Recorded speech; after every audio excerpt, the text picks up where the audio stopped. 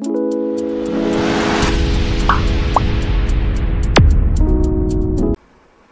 Friends, how are you? I hope you are doing great. So आज हम करेंगे ABC analysis of SFM. So अब आपके exam आने वाले हैं, ज़्यादा टाइम बचा नहीं है, 1 महीने से थोड़े 10-15 दिन जाना है ना, हार्डली 45 डेज होंगे। सो अब जो भी मैं बताऊंगा उसे अच्छे से करके जाना है। सिर्फ मैं कुछ टॉपिक्स बताऊंगा, मैंने एनालाइज किया है, लास्ट 5 ईयर के क्वेश्चन देखे हैं, उसके अकॉर्डिंग बता रहा हूँ, ठीक है। और अगर किसी भी टॉपिक में आपको कोई डाउट होता है आप कमेंट करके पूछिए, और आपको नहीं समझ आता है तो मैं उस टॉपिक के ऊपर अलग से वीडियो बना दूंगा, क्लास रिकॉर्ड कर दूंगा, और क्या कर सकता हूँ इससे ज़्यादा, ठीक है। लेकिन जो मैं बताऊंगा उसकी प्रैक्टिस करके जानी ही जानी है, वहाँ से 99% चांसेस हैं आने के क्वेश्चंस, ठीक है। क्योंकि मैं हर चीज़ एनालाइज करके रिकॉर्ड करने जा रहा हूँ ये क्लास वीडियो, ठीक है। सो आज सबसे पहले हम किसकी एनालाइज करेंगे, इसमें इन्वेस्टमेंट डिसीजन। और इन्वेस्टमेंट डिसीजन में देखना किस टॉपिक को ज़्यादा प्रेफरेंस देनी है, उसमें करके तो सारे जाने हैं, लेकिन जो मैं बताऊंगा उनकी ज़्यादा प्रैक्टिस करनी है, वहाँ से ज़्यादा चांस है आने के, ठीक है, जहाँ से रिपीटेड क्वेश्चन आते ही आते हैं, ठीक है। तो अब देखो पहला है क्या है, इन्वेस्टमेंट डिसीजन।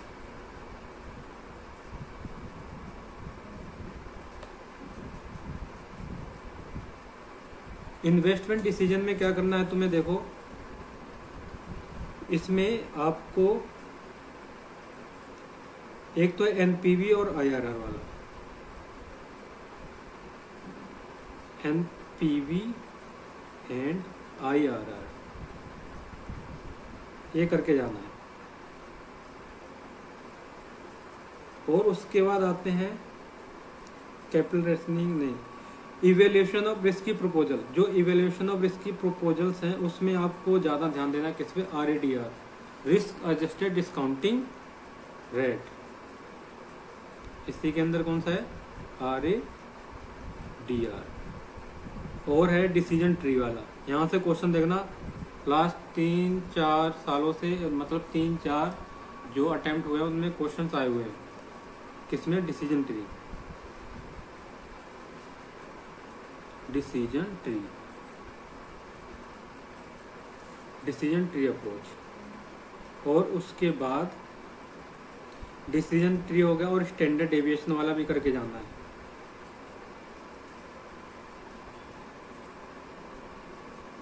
और रिस्क एनालाइज, स्टैंडर्ड डेविएशन ये आते हैं, कभी कभार आते हैं यहाँ से। और इसमें करके जाना है सेंसिटिविटी एनालाइज। फिफ्थ कौन सा है, सेंसिटिविटी एनालाइज।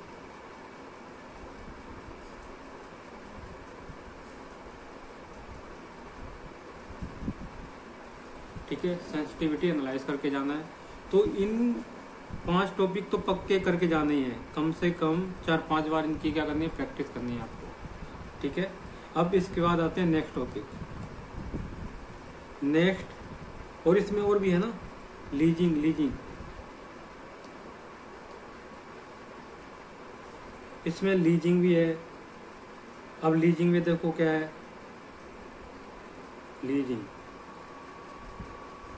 लीजिंग में करना बीईटी, ब्रेक इवन पॉइंट। जब ब्रेक इवन पॉइंट कर लोगे ना तो दोनों साइड से हो जाएगा, इसमें किस तरफ से, लेसर की तरफ से भी हो जाएगा और लेसर की तरफ से भी हो जाएगा, ब्रेक इवन पॉइंट वाला। ब्रेक इवन पॉइंट मीन्स आपको ऐसा एक लीज रेंट सेट करना है जिससे कि जो लेसर है उसको ना तो क्या, ना लॉस हो ना प्रॉफिट हो, that is break even lease, है ना, BP, break even lease point. और ये भी कर लेना, इसमें इवेल्युएट करना, लीज पे लेना है या बाय करना है ना, लीज या बाय, जिसका एनपीवी क्या होगा, cash flow, PVCO, cash flow, present value of cash outflow, जिसका कम होगा उससे हम क्या करेंगे, एक्सेप्ट करेंगे। अब हम आते हैं किस पर, securitisation analysis and portfolio management. दूसरा है सिक्योर प्रायोरिटाइजेशन एंड पोर्टफोलियो।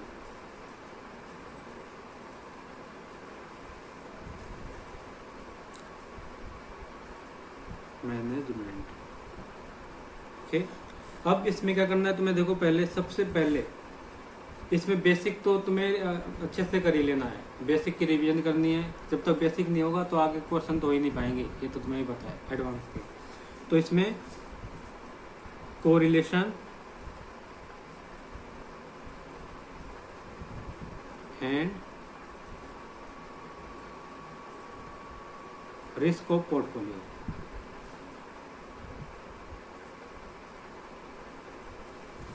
ठीक है।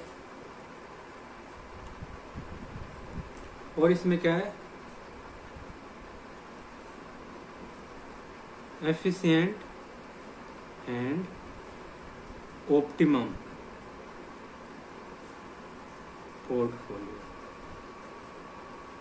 अब एफिशिएंट और ऑप्टिमम पोर्टफोलियो क्या होता है बताओ।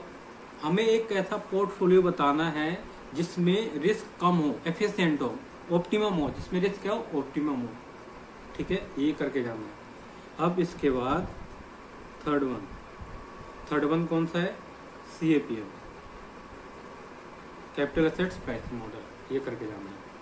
और इसके बाद कौन सा है इसमें,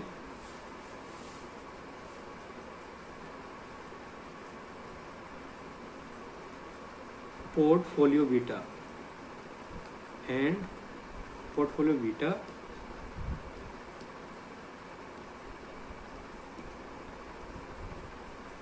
एंड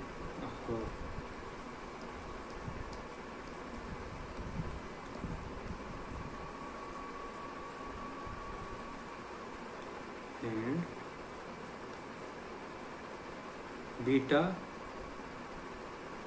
मैनेजमेंट।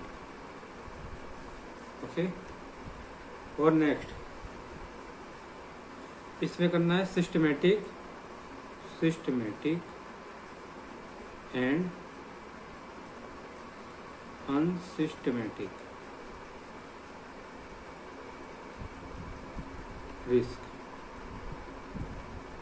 ओके, तो ये कुछ टॉपिक्स हैं जिन्हें आपको रिपीट करके जाना है, मतलब 3-4 बार इनकी भी रिवीजन कर लेनी है अच्छे से।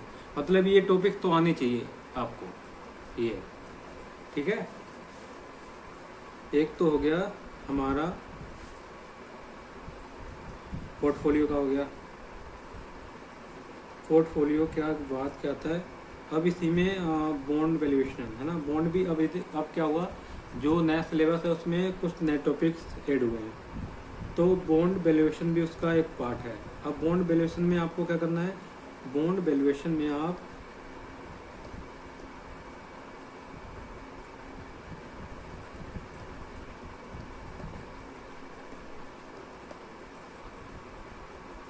बॉन्ड वैल्यूएशन, इसमें एक दो नंबर के क्वेश्चन आ सकते हैं, ठीक है, आएंगे, ये ध्यान रखना है।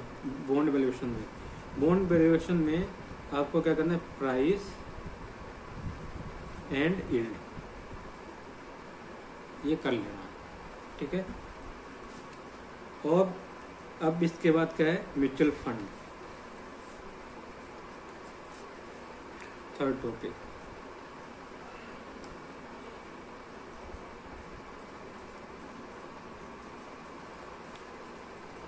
म्यूचुअल फंड, अब म्यूचुअल फंड में देखो क्या करना है तुम्हें,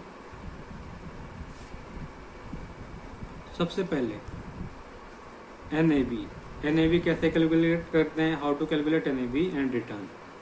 NAV और रिटर्न ये 2 मार्क्स का इसमें से आते ही आता है क्वेश्चन, 2 मार्क्स, ये पक्के हैं आपके 2 नंबर। यहाँ एक नंबर का खेल चलता है, ये ध्यान रखना है। दूसरा क्या है इसमें, मॉर्निंग स्टार इंडेक्स, सुना होगा आपने,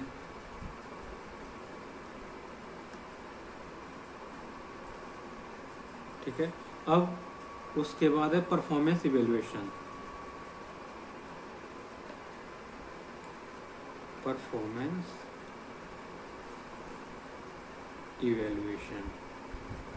है ना। अब परफॉर्मेंस इवेल्यूशन में कौन कौन सा था बताओ जल्दी से। परफॉर्मेंस इवेल्यूशन में क्या क्या था इसमें था Sharpe ratio, tenure ratio, Sharpe ratio, tenure ratio, Jensen alpha ratio. और इसमें क्या है, और एक और टॉपिक इसमें था 4, उसमें क्या था 3 ऑप्शन थे, 3 ऑप्शन गिवन होंगे। एक कौन सा होगा, बोनस ऑप्शन होगा, बोनस, उसका टॉपिक का मुझे उसका नाम नहीं याद आ रहा है। बोनस होगा और डिविडेंड होगा, 3 इन्वेस्टर्स होंगे, और उसमें क्या होगा NAV, ठीक है। अब तुम्हें क्या इसमें क्या था, इस जो ये क्वेश्चन होगा इसमें आपको बताना है कि कौन सा ऑप्शन बेटर है, बोनस ऑप्शन बेटर है, डिविडेंड ऑप्शन बेटर है, NAV ऑप्शन बेटर है। अब उसमें हमें क्या निकालना पड़ता था, रिटर्न निकालना पड़ता है, ये आपको याद होगा, आपने किया है ना। तो अब रिटर्न के बेस पे हम सजेस्ट भी कर सकते हैं उसमें कि जिसका रिटर्न ज़्यादा हुआ वो वाला इन्वेस्टर्स को क्या करना चाहिए, ऑप्ट करना चाहिए। अदरवाइज उसमें पहले से दिया हुआ कि A ने बोनस ऑप्शन चूज किया है, B ने किया डिविडेंड ऑप्शन, C ने किया NAV ऑप्शन, और उसका रिटर्न भी निकाल के बता देना। और उसके बाद सजेस्ट करना होता है कि NAV जिसका रिटर्न ज़्यादा होगा, लाइक बोनस का ज़्यादा है तो bonus option is better because NAV is higher, ठीक है। अब इसके बाद म्यूचुअल फंड हो गया। अब आते हैं डेरिवेटिव।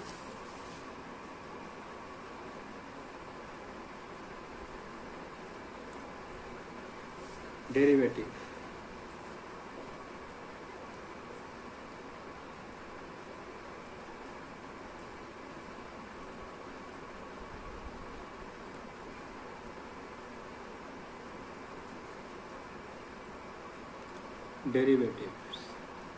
डेरिवेटिव्स में सबसे पहले क्या करना है, valuation of option.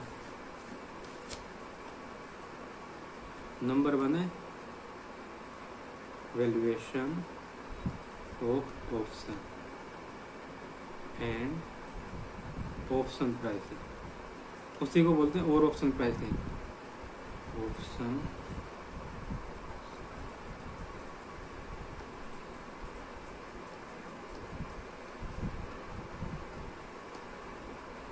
Option pricing. अब इसमें क्या है, इसमें इसके अंदर एक टॉपिक होगा, कौन सा, बाइनोमियल मॉडल। कौन सा टॉपिक होगा बताओ नाम,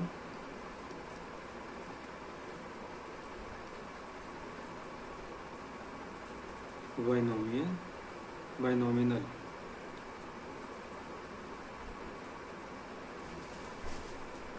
मॉडल। अब इसके अंदर 2 अप्रोच करके जानी है आपको। कौन सी है, एक है रिस्क न्यूट्रल,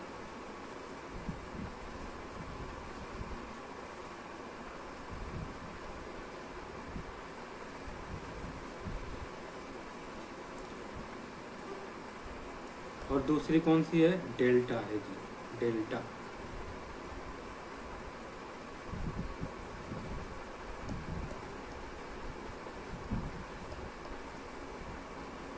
डेल्टा, ठीक है।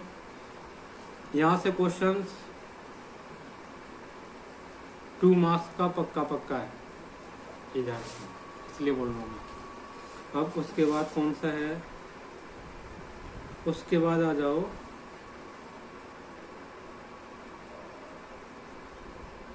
Second, forward and future contract.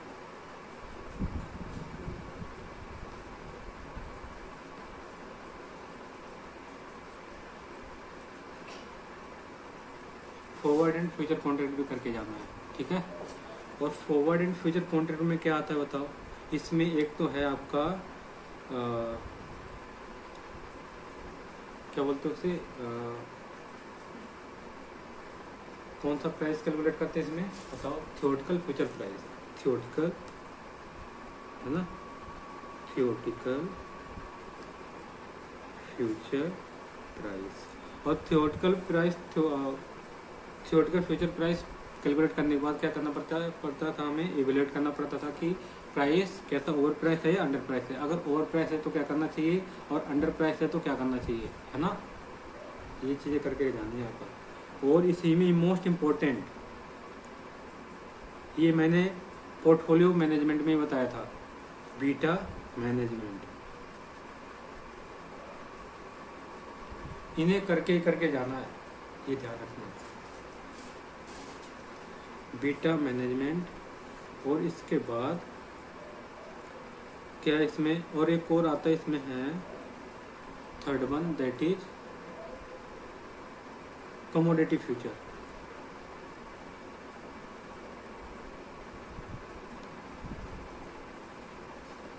Commodity future, ठीक है, commodity future. Next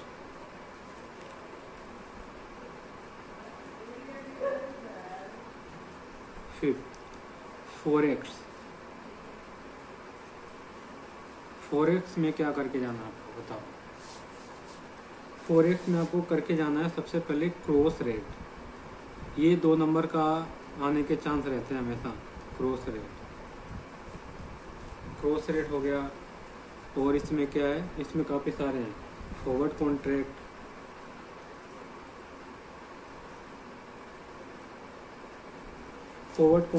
cover deal, तो फोर्थ है इंटरेस्ट रेट पैरिटी। और फिफ्थ है covered interest arbitrage. Covered interest arbitrage. और इसके बाद आता है आपका एक्सटर्नल हेजिंग।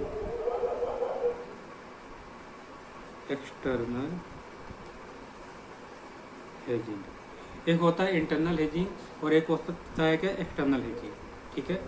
तो एक्सटर्नल हेजिंग और जो इंटरनल हेजिंग है उसमें क्या, एक होता है नेट ऑफ वाला, नहीं, लीडिंग और लेगिंग।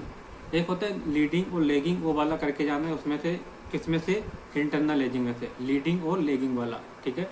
और एक्सटर्नल हेजिंग इसे अच्छे से करना है। और इसके बाद इसमें क्या आता है, कैंसलेशन ऑन मैच्योरिटी, है ना।